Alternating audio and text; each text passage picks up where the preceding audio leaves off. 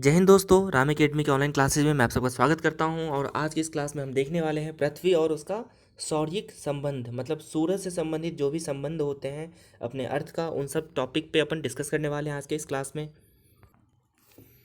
और इसी टॉपिक के अंतर्गत हम लोग जान पाएंगे कि अक्षांश क्या होता है, ठीक है, अक्षांश क्या होता है, देशांतर क्या होती है, ये सब सारी बातें हम देख पाएंगे, ठीक है। और भी बहुत सारी बातें आपको देखने को मिलेगी, जैसे कि हम टेम्परेचर कैसे मापते हैं पृथ्वी का, ठीक है, किसी भी देश का। उसके अलावा जलवायु परिवर्तन कैसे होता है, ये सारी बातें अपन देख पाएंगे कहाँ पे, इस वाले चैप्टर के अंतर्गत।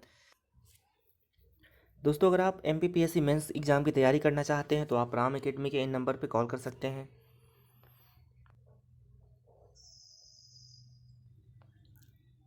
तो चलिए यहाँ से वीडियो को शुरू कर लेते हैं, ठीक है। यहाँ से आप लोग प्रॉपर्ली नोट्स बना सकते हो। तो पृथ्वी और उसका जो सौरिक संबंध होता है, उसका जो सौरिक संबंध होता है, इसमें सबसे पहला जो टर्म है ये है अपसौर, ठीक है। उसके बाद उपसौर, ठीक है। और एक होता है खगोलीय एकक, वन एस्ट्रोनॉमिकल यूनिट। इन तीन चीज़ों को समझेंगे कि अपसौर क्या होता है, उपसौर क्या होता है और खगोलीय एकक क्या होता है। दोस्तों, आप लोग इस इमेज को ध्यान से देखिए। यहाँ पे आप लोग देख पा रहे होंगे कि जो अपना अर्थ है, पृथ्वी है, ये सूर्य के चारों ओर परिक्रमा कर रहा है, ठीक है। और ये जो इसका ऑर्बिट है, ये जो इसका पथ है, ये इक्वल नहीं है, ठीक है। आप समझ पा रहे होंगे कि ये गोलाकार नहीं है, ये अंडाकार है, ठीक है। अब जैसे कि ये जो पार्ट है ये दूर है, ठीक है ना। ये जो पार्ट है यहाँ पर, ये बहुत पास है, ठीक है ना। ये पार्ट भी दूर है, ठीक है। और इसी में एक औसत भी निकाल सकते हैं अपन। तो अभी ध्यान देना कि सबसे दूर वाला पार्ट और सबसे नज़दीक वाला पार्ट, ये है सबसे नज़दीक वाला पार्ट, ठीक है। तो इन्हीं सब चीज़ों से आपको कॉन्सेप्ट निकलेगा अपसौर, उपसौर और खगोलीय एकक का, ठीक है। तो आपने इसको देख लिया कि इसका जो पथ है, परिपथ है चक्कर लगाने का, ये एक जैसा नहीं है, ठीक है ना, ये अंडाकार शेप में है। तो यहाँ पे आप देख पा रहे होंगे, ठीक है। अब इसमें क्या है, यहाँ पे नंबर वन का जो सिचुएशन है, इसमें पृथ्वी सूर्य से मैक्सिमम दूरी पर है, मैक्सिमम दूरी पर है, ठीक है। नंबर दो में क्या है, न्यूनतम दूरी पर है। यहाँ पर क्या है, मिनिमम दूरी पर है, ठीक है। और ये है सूरज अपना, नंबर तीन क्या है, सूरज, ठीक है। तो जब ये सबसे ज़्यादा दूर होता है तो इसको कहते हैं अपसौर। क्या कहते हैं इसको, अपसौर, ठीक है ना, अपसौर। ये एपिहेलियन कहा जाता है इंग्लिश में, जब ये सबसे ज़्यादा दूर होता है तो अपसौर। और जब सबसे ज़्यादा नज़दीक होता है तो इसको बोलते हैं उपसौर। क्या बोलते हैं, उपसौर, ठीक है, उपसौर, ठीक है। ये दोनों आप समझ गए। और इन ये जो पूरा परिपथ है, इसका अपन एवरेज निकाल लें। मान के चल लो कि यहाँ पे ये क्या है, एवरेज है, ना दूर ना पास, ठीक है। तो इसको बोलेंगे एक खगोलीय एकक, एक खगोलीय एकक, ठीक है। इसको हम इस नाम से बुलाएंगे, ठीक है। इसको बोलते हैं वन एस्ट्रोनॉमिकल यूनिट, AU, एक AU एस्ट्रोनॉमिकल यूनिट, ठीक है। तो आप पढ़ पा रहे होंगे यहाँ पे कि जब पृथ्वी सूर्य की परिक्रमा करते हुए अपने परिपथ में सूर्य से सबसे अधिक दूरी पर स्थित होता है तो इस स्थिति को, रिश्ते नहीं, स्थिति है, ये गलत लिख गया है, इस स्थिति को क्या कहते हैं, अपसौर कहते हैं, ठीक है। देखो, याद कैसे रखना है, उप, उप का मतलब छोटा होता है। जैसे एक होता है प्रधानमंत्री, एक होता है उप प्रधानमंत्री, एक होता है मंत्री, एक होता है उप मंत्री। तो जिसमें उप लगा होता है ना, वो छोटा होता है। तो जो उपसौर होगा इस परिपथ में, ठीक है, तो उपसौर यहाँ का पार्ट होगा जो नज़दीक का पार्ट होगा। और जिसमें अप लगा है, अप का मतलब भी ऊपर होता है, ठीक है ना। तो जो अप लगा है वो दूरी वाला होगा। तो सर्वाधिक दूर तो अपसौर, सबसे नज़दीक तो उपसौर। इसको इस नाम से याद रख लेना है, ठीक है। अब यहाँ पे लिखा है कि एक खगोलीय एकक, यह क्या होता है, एक खगोलीय एकक जब पृथ्वी सूर्य की परिक्रमा करते समय अपने परिपथ में सूर्य से औसत दूरी पर होता है, ऑन एन एवरेज, ठीक है ना, औसत दूरी पर होता है, तो इस घटना को खगोलीय एकक कहा जाता है। इंग्लिश में इसको बोलते हैं one astronomical unit, one astronomical unit. अगला जो कॉन्सेप्ट है पृथ्वी और सूर्य के संबंध का, वो है अक्षांश और देशांतर, ठीक है। इसको बोलते हैं लैटिट्यूड और लॉन्गिट्यूड, लैटिट्यूड और लॉन्गिट्यूड। जब भी हिंदी में नाम में दिक्कत हो, मान के चलो ये पृथ्वी है, ठीक है ना, यहाँ पे ऐसी रेखाएं भी होती हैं, लेटी रेखाएं, तो लेटी रेखाओं को कहते हैं क्या, लैटिट्यूड। इंग्लिश में इसको बोलते हैं लेटी रेखाओं को लैटिट्यूड, तो आसानी से याद रहेगा। और हिंदी में इसी को बोलते हैं अक्षांश, ठीक है। और जो लंबी रेखाएं होती हैं, ठीक है ना, जो ऐसे उत्तरी ध्रुव दक्षिणी ध्रुव के समानांतर खींची होती है, तो इसको बोलते हैं लॉन्गिट्यूड। तो जो लंबी रेखाएं हैं लॉन्गिट्यूड, और जो लेटी रेखाएं हैं वो लैटिट्यूड। तो इंग्लिश में इसको ऐसे याद रख लेना है, ठीक है। दोस्तों, अक्षांश देशांतर से पहले मैं एक बार और अच्छे से आपको अपसौर उपसौर बता देता हूँ, ठीक है। और जो अपना चंद्रमा है उसके साथ भी सेम कंडीशन होती है, तो मैं उसको भी बता देता हूँ। तो ये आप समझ चुके हैं, ये क्या है, अपसौर है, ठीक है ना।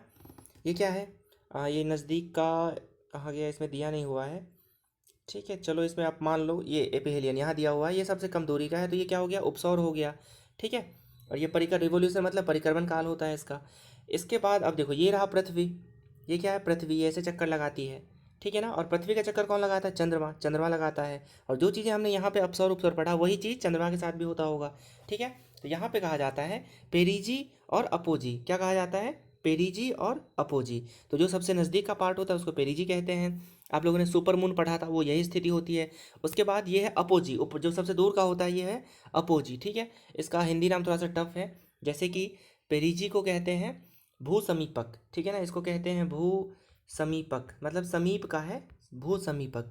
और जो पेरीजी है, सॉरी जो अपोजी है, जो दूर का है, उसको क्या बोलते हैं, भू पराकाष्ठा। क्या कहते हैं, भू पराकाष्ठा। तो ये नाम थोड़ा सा टफ है। ठीक है, हालांकि यहाँ से क्वेश्चन नहीं आते, जो आपसे क्वेश्चन पूछे जाएंगे एग्जाम में वो यहाँ से पेरिहिलियन और एपिहिलियन से ही पूछे जाएंगे, है ना, अपसौर और उपसौर से। तो फटाफट मैं आपको कॉन्सेप्चुअल चीज़ें बता देता हूँ, जो समझने वाली चीज़ें हैं वो। ये अपना पृथ्वी है, ठीक है ना, ये 0 डिग्री है, इसके बीचों बीच एक लाइन खींच दो तो इसको कहते हैं 0 डिग्री। ठीक है ना, इसके दो तीन नाम है इस लाइन का। एक तो इसको इक्वेटर बोलते हैं, because this line divided the earth into 2 equal parts, तो इसको बोलते हैं इक्वेटर। ठीक है, या इसी को बोलते हैं भूमध्य रेखा, क्या बोलते हैं, भूमध्य रेखा। ठीक है ना, या इसी को बोलते हैं विषुवत रेखा। तीन तीन नाम मैंने आपको बताया, इसी को क्या बोलते हैं, विषुवत रेखा। ठीक है ना, विषुवत रेखा कहते हैं इसी को। तो ये तीनों नाम किसके हैं, इक्वेटर के ही हैं तीनों नाम। इसके अलावा 0 डिग्री के ऊपर 23.5 डिग्री यहाँ और 23.5 डिग्री यहाँ, कितना कितना, 23.5 डिग्री। ठीक है ना, ऊपर नीचे दोनों ही, यहाँ पर भी। इसको ऊपर वाले को बोलते हैं मकर रेखा, सॉरी कर्क रेखा। ऊपर वाले को क्या बोलते हैं, कर्क रेखा, ट्रॉपिक ऑफ कैंसर। और नीचे वाले को बोलते हैं मकर रेखा, और नीचे वाले को बोलते हैं मकर रेखा। ठीक है ना, ट्रॉपिक ऑफ कैप्रिकॉर्न।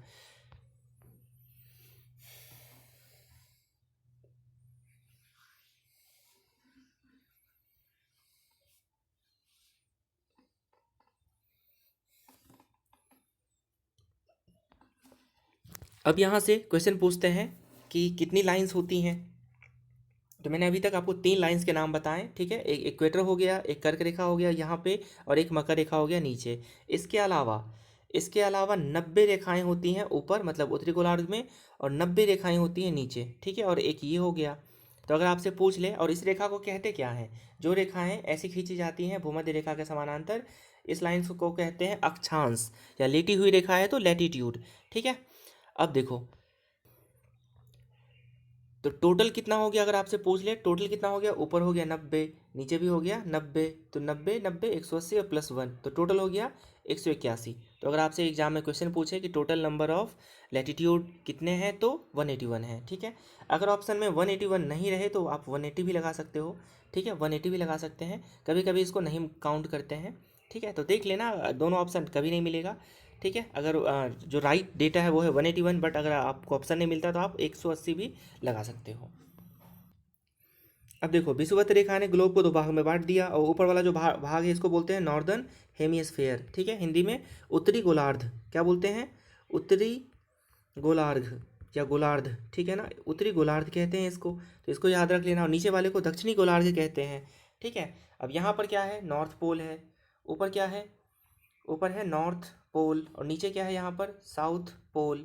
ठीक है, अब नॉर्थ पोल और साउथ पोल के बीच जो ऐसी वाली रेखाएं खींची गई हैं, ऐसी बहुत सारी रेखाएं खींची हुई हैं, इसको क्या बोलते हैं, देशांतर रेखा। इसको बोलते हैं देशांतर रेखा। ठीक है ना, देशांतर रेखा इसको बोलते हैं। अक्षांश रेखा ये वाली थी। ठीक है, तो लंबी रेखा लॉन्गिट्यूड या देशांतर, और लेटी रेखा लैटिट्यूड या अक्षांश, इसको ऐसे याद रख लेना है।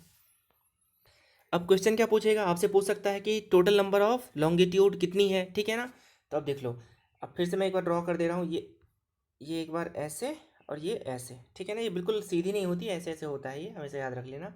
ठीक है, तो इस तरफ मान के चलो बीचों बीच आपने एक लाइन खींच दी ऐसे। ठीक है, तो इस तरफ है 180, और इस तरफ भी है 180, तो कितना हो गया टोटल, 360। ठीक है ना, अपन मैथमेटिक्स में पढ़ते हैं ना, वृत्त, वृत्त में कितने, मतलब 360 डिग्री का होता है। सिमिलरली ये भी कितना होता है, 360 होता है। ठीक है ना, टोटल कितनी रेखाएं हो गई, तो 360 हो गई देशांतर। ठीक है ना, और 181 को कौन सी हो गई, अक्षांश, जो मैंने आपको पहले बताया। ठीक है, अब फैक्चुअल चीज़ों की तरफ चलते हैं। अब देखो, दो अक्षांश के बीच का जो दूरी होता है ना, वो होता है 111 किलोमीटर। कितना होता है? 111 किलोमीटर। ठीक है, ये हर जगह पे एक जैसा होगा, हर जगह पे एक जैसा होगा, हमेशा याद रख लेना इसको। अब सेम क्वेश्चन, दो देशांतरों के बीच की जो दूरी होती है वो कितनी होती है?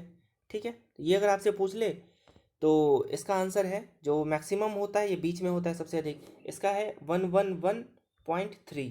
ठीक है ना, लगभग बराबर ही होता है। जैसे 111 आपने अक्षांश में पढ़ा था, तो जो सबसे लंबा मतलब मैक्सिमम जो गैप है दो देशांतरों के बीच, दो लॉन्गिट्यूड के बीच, वो है 111.3 किलोमीटर। ठीक है, और ऐसे में कितना था? 111। अब बात करें इनकी उपयोगिता की। ठीक है, तो जो अक्षांश रेखाएं होती हैं इसका यूज़ करते हैं पृथ्वी का ताप तथा जलवायु निर्धारण के लिए, ताप और जलवायु निर्धारण के लिए। ठीक है, और जो देशांतर रेखाएं होती हैं इसका यूज होता है समय, किसके लिए? समय निकालने के लिए, अंतर्राष्ट्रीय समय और अंतर्राष्ट्रीय तिथि, तिथि निकालने के लिए इसका यूज होता है। ठीक है, अब देखो, एक मीटिंग हुई थी 1884 में, वाशिंगटन डीसी में एक मीटिंग हुआ था 1884 में। इस मीटिंग में क्या हुआ था, जो 0 डिग्री देशांतर है, जो बीचों बीच यहाँ से गुजरती है, 0 डिग्री देशांतर है, इसको माना गया था अंतर्राष्ट्रीय समय रेखा। अंतर्राष्ट्रीय समय रेखा, ये सारी बातें मैंने पीडीएफ में लिख रखी है, सो डोंट वरी, आपको वहाँ से नोट्स बना ले, मतलब बनाने में सहूलियत होगी। इसको बोलते हैं अंतर्राष्ट्रीय समय रेखा, या इसी को कहा जाता है प्रधान यमयोत्तर, प्रधान यमयोत्तर रेखा। ठीक है ना, बोथ आर द सेम। तो ये सब चीज़ें डिसाइड हुई थी 1884 के वाशिंगटन डीसी में। ठीक है, एक जगह है दोस्तों ग्रीनविच, एक जगह है ग्रीनविच जो कहाँ से गुजरती है? यूके से। जो आप देखना वर्ल्ड मैप में, जो चलो मैं दिखाई देता हूँ, यहाँ पे आप देख पा रहे होंगे प्राइम मेरिडियन यहाँ पे लिखा हुआ है। ठीक है ना, ये जो बीचों बीच, ठीक है ना, ये जो अपना ग्लोब है, ये ऐसे लैंड मतलब पेज फॉर्मेट में है, इसको दो भाग में डिवाइड कर दो। ये है 0 डिग्री, इस तरफ प्लस में समय जाता है, इस तरफ माइनस में जाता है। तो जो 0 डिग्री है ना, ये क्वेश्चन पूछता है कहाँ से गुजरती है, तो ये यूके से मतलब ग्रीनविच से गुजरती है। यहाँ पर यूरोप में है क्या? ग्रीनविच, तो इसको भी याद रख लेना है। और दोस्तों यहाँ पर होता है 180 डिग्री। ठीक है ना, यहाँ पर मैं ड्रॉ कर दे रहा हूँ, ऐसे ऐसे लाइन खींची गई है। ठीक है, तो यहाँ पर जो लाइन खींची गई है ये क्या है? 180 डिग्री। तो इसको बोलते हैं अंतर्राष्ट्रीय तिथि रेखा। 180 डिग्री देशांतर को यहाँ से गुजरी है, इसको बोलते हैं अंतर्राष्ट्रीय तिथि रेखा। ठीक है, तो तिथि निकालते हैं यहाँ से, उसके बाद समय निकालते हैं, ये भी कहाँ से मैंने आपको बताया, समय निकालते हैं कहाँ से? ये भी जो देशांतर रेखा है वहाँ से। इसको मान लो 0 है, आपको पता है जो इंडिया है ये ग्लोब पे 82.5 डिग्री पे सिचुएटेड है। ठीक है ना, अब एक बात मैं आपको बता दूँ, ये जो देशांतर रेखाएं होती हैं ना, देशांतर रेखाएं, इसके बीच में होता है 4 मिनट का अंतर। मतलब इन ये जो लाइन है ये, मतलब किलोमीटर में तो अलग अलग होता है हर जगह पे, जो मैक्सिमम है वो मैंने आपको बता ही दिया 111.3, लेकिन समय में 4 मिनट का अंतर होता है दोस्तों इनके बीच। दो देशांतर रेखाओं के बीच में 4 मिनट का अंतर होता है। अब जैसे मैंने आपको बताया, इंडिया जो है 82.5 डिग्री पे सिचुएटेड है, इसको 4 मिनट से इंटू कर दो, ये आएगा 330। कितना आएगा? 330। अब 330 मिनट को आपको घंटे में बदलना है, 330। ठीक है ना, इसको घंटे में बदलने के लिए क्या करेंगे अपन? 60 से डिवाइड कर देंगे, है ना, 60 से डिवाइड कर देंगे, तो 6×5 = 30 होता है, अपन जानते हैं। तो 300 हो गया। ठीक है ना, रिमाइंडर कितना बचा? ये सॉरी 30 बचा। कितना बचा? 30 बचा, है ना। हाँ 30 बचा, ये ख़त्म हो गया। ठीक है, तो ये घंटे हैं और ये है मिनट। आपको अपने को पता है जो रिमाइंडर होता है अपन उसको शेष करके लिख सकते हैं। तो 5 घंटे 30 मिनट का जो समय है ना, मतलब अपन कितने आगे हैं जीएमटी से? जीएमटी मतलब ग्रीनविच मीन टाइम होता है, तो अपन 5.5 घंटे आगे हैं। तो आप ऐसे निकाल सकते हो, किसी भी देश का समय निकालना हो तो उसको देखना है कि वो 0 डिग्री से, मतलब जो अपना जीएमटी है उससे कितना आगे या पीछे है, उसको कर दो 4 से गुना और उसको डिवाइड कर दो 60 से। ठीक है, और जो शेष बचेगा 60 से कम हो तो जो रिमाइंडर है उसको मिनट बना लेना, और जो आपका भागफल आए, ठीक है ना, जो प्रोडक्ट आए उसको क्या कर दोगे आप? उसको घंटे मान लोगे। तो इस तरह से आप किसी भी देश का समय निकाल सकते हो। तो जो बातें मैंने आपको बताई वही यहाँ पर लिखी हैं, आप इधर से नोट बना सकते हो बहुत अच्छे से। ठीक है, अब देखो, एक होता है उष्ण कटिबंध, एक होता है शीतोष्ण कटि गलत लिख गया है ये, शीतोष्ण कटिबंध होता है एक। ठीक है, और फिर आता है शीत कटिबंध। ठीक है, फिर कटिबंध और फिर ग्रिड। तो ये पहले मैं आपको बता देता हूँ कटिबंध क्या होता है और ग्रिड क्या होता है। तो देखो, दो अक्षांश रेखाओं के बीच के क्षेत्र को, छात्रों यहाँ लिख गया है कि बीच के क्षेत्रों को कटिबंध कहते हैं। ठीक है, और दो देशांतर रेखाओं के बीच के क्षेत्र को क्या कहते हैं? ग्रीड कहते हैं। क्या कहते हैं? ग्रीड कहते हैं। दोस्तों ये जो क्षेत्र है ना अक्षांश के बीच का, ये जो क्षेत्र है अपना अक्षांश के बीच का, इसको मैं अच्छे से दिखा देता हूँ आपको। ये कहलाएगा क्या, ये कहलाएगा कटिबंध, ठीक है ना, ये कहलाएगा कटिबंध। और ये जो क्षेत्र है जो अपने देशांतर के बीच का ये जो पार्ट है, ये क्या कहलाएगा, ग्रिड, ये कहलाएगा ग्रिड। मैं चाहता हूँ आप लोग फटाफट पहले ये थ्योरी पढ़ लो, फिर मैं आपको इमेज में समझा दूंगा। उष्णकटिबंध किसको बोलते हैं? उष्णकटिबंध का मतलब गर्म होता है, उष्ण मीन्स गर्म। तो कर्क रेखा और मकर रेखा के बीच का जो क्षेत्र है, बीच का जो क्षेत्र है उसको क्या बोलते हैं, उष्णकटिबंध, ठीक है ना। और ये जो क्षेत्र होता है इसमें सबसे ज़्यादा गर्मी पड़ती है क्योंकि यहाँ पे सूर्य लंबवत चमकता है।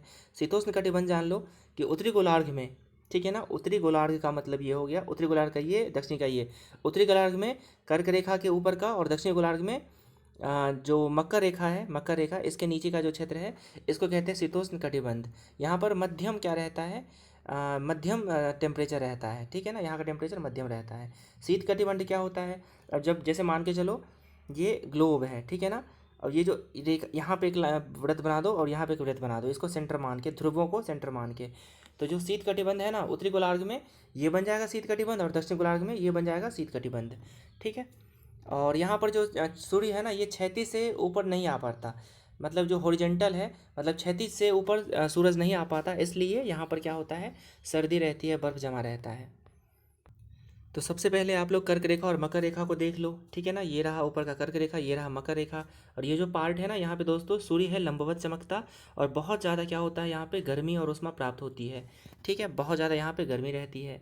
आप देख सकते हो जो कर्क रेखा है भारत के बीचों बीच से गुजरती है, यहाँ पे आप सब देख सकते हो इसको, ठीक है। अब तक आप जान चुके होंगे कि 23.5 डिग्री है, ये कितना है, 23.5 डिग्री, 23.5 डिग्री। आगे आओगे तो यहाँ पे 66.5 डिग्री, ठीक है, यहाँ पे, और 66.5 डिग्री यहाँ पर भी, 66.5 डिग्री यहाँ पर भी। ये जो ऊपर वाला लाइन है ना यहाँ पे, इस लाइन के ऊपर जो है ये कहलाता है, ये कहलाता है आर्कटिक वृत्त। क्या कहलाता है ये, आर्कटिक वृत्त। और सिमिलरली ये जो नीचे है 66.5, ये कहलाता है अंटार्कटिका वृत्त या रेखा, अंटार्कटिका वृत्त या रेखा। ऊपर का आर्कटिक, नीचे का अंटार्कटिक वृत्त या रेखा। 66.5, 66.5, ठीक है ना। ये कितना है, 23.5, ये कितना था, ये था 23.5, और ये भी 23.5। ऊपर जो होगा ये 23.5, 66.5 और 66.5। इसको मैं और अच्छे से बता देता हूँ। दोस्तों आप इमेज में देख पा रहे होंगे, ठीक है, ये पहला वाला है आर्कटिक वृत्त, मतलब नीचे वाला जो वर्ल्ड मैप पे जो नीचे साइड है यहाँ पे, ये है आर्कटिक वृत्त। और ये जो ऊपर वाला है ना वर्ल्ड मैप है यहाँ का, ये है अंटार्कटिक वृत्त, ठीक है। तो ये मैंने लाइन आपको बताई थी, इस लाइन को ग्लोब पे घुमा दोगे तो ये गोल ऐसे बन जाएगा, ठीक है। तो यहाँ पे बर्फ़ जमी रहती है, यहाँ पर भी बर्फ़ जमी रहती है। यहाँ पर क्या होता है, सूर्य क्षैतिज से ऊपर नहीं आ पाता, ठीक है ना, इसलिए यहाँ पे बहुत ज़्यादा ठंड पड़ती है, माइनस में टेम्परेचर रहता है। और यहाँ पे क्या होता है, बहुत ज़्यादा बर्फ़ जमी रहती है। दोस्तों वीडियो ख़त्म करने से पहले आप लोग एक बार देख लो, ये जो कर्क रेखा है ना, जो आपने देखा कि भारत के बीचों बीच गुजरती है, ये किन राज्यों से होकर गुजरती है। तो इसका ट्रिक है मित्र पर गमछा झार, आप इसको याद रख सकते हो, आप देख पा रहे होगे, ठीक है। इस तरफ से ये रहा मिजोरम, ये रहा त्रिपुरा, ठीक है ना, ये है अपना वेस्ट बंगाल, ये झारखंड, ठीक है, ये है छत्तीसगढ़, ये मध्य प्रदेश, और ये गुजरात, और ये कुछ पार्ट है राजस्थान का भी। तो इसको आप मित्र पर गमछा झार के ट्रिक से याद रख सकते हो। दोस्तों आप ये ट्रिक अच्छे से नोट कर लेना। यहाँ से मित्र, मी से क्या हो गया मिजोरम, तर से त्रिपुरा, प से पश्चिम बंगाल, ठीक है ना, र से राजस्थान, और फिर गमछा से क्या होगा, ग से गुजरात, म से मध्य प्रदेश, और छ से क्या होगा छत्तीसगढ़, और झार से झारखंड, ठीक है ना, और झार से क्या हो जाएगा झारखंड। इससे आप इसको याद रख सकते हो। और दोस्तों साथ ही साथ अगर आप मध्य प्रदेश के एग्जामों की तैयारी कर रहे हो तो इसका भी ट्रिक है कि मध्य प्रदेश के किन किन जिलों से होकर गुजरती है। तो आंसर है 14 जिलों से, आप देख पा रहे होंगे, ठीक है ना। तो इसका ट्रिक है रउआ, राशि, भवरासा, दमजब, कटनी, उमरासा, ठीक है। मैं आपको लिखित में भी दे दूंगा, स्क्रीनशॉट दे दूंगा, ठीक है। एक बार आप देख लो इसको, रउआ से, चलो मैं पहले दे ही देता हूँ, कन्फ्यूजन ना। दोस्तों ये 14 जिले हैं मध्य प्रदेश के जहाँ से कर्क रेखा गुजरती है। ट्रिक नोट कर लेना आप लोग, रहुआ, राशि, भवरासा, दमजब, कटनी, उमरासा, ठीक है। रहुआ से रतलाम, उज्जैन, आगर मालवा, ठीक है। चलो अब मैं मैप पे दिखा देता हूँ, यहाँ से आप स्क्रीनशॉट लेके नोट्स बना लेना। जैसा कि आप देख पा रहे होंगे, रतलाम, उज्जैन, आगर मालवा, ठीक है ना। उसके बाद राजगढ़ पहले गुजरता था सजापुर से, आजकल नहीं। तो ये रहुआ हो गया, राशि, राजगढ़, सीहोर, भवरा, भोपाल, विदिशा, रायसेन, सा से सागर हो गया, दम से दमोह हो गया, जब से जबलपुर हो गया, कटनी से कटनी, उमरा सा उमरिया, और शहडोल। तो ये 14 जिलों से मध्य प्रदेश से गुजरती है क्या, कर्क रेखा, याद रख लेना, ठीक है दोस्तों। तो जो कर्क रेखा है ये भारत के बीचों बीच गुजरती है, ठीक है। कर्क रेखा और मकर रेखा के जो बीच का क्षेत्र है, यहाँ पे बहुत ज़्यादा गर्मी पड़ती है। इसलिए आपने देखा होगा कि इंडिया का जो नीचे का पार्ट है, ठीक है, ये वाला जो पार्ट है नीचे अपना केरला साइड भी, यहाँ पे बहुत गर्मी पड़ती है, सालों भर गर्मी पड़ती है, ठीक है ना। केरल वगैरह में सालों भर गर्मी पड़ती है। इसके विपरीत कर्क रेखा के ऊपर के देशों को मतलब राज्यों को देखो तो इन बेल्ट में हिमालय के आसपास के क्षेत्रों में हमेशा सर्दी रहती है, हमेशा सर्दी रहती है, ठीक है। तो ये है कॉन्सेप्ट कर्क रेखा का। So guys this is the end of my video. I hope आप लोगों को बहुत कुछ यहाँ पे जानने सीखने को मिला होगा। Stay tune to Ram academy. Have a great day.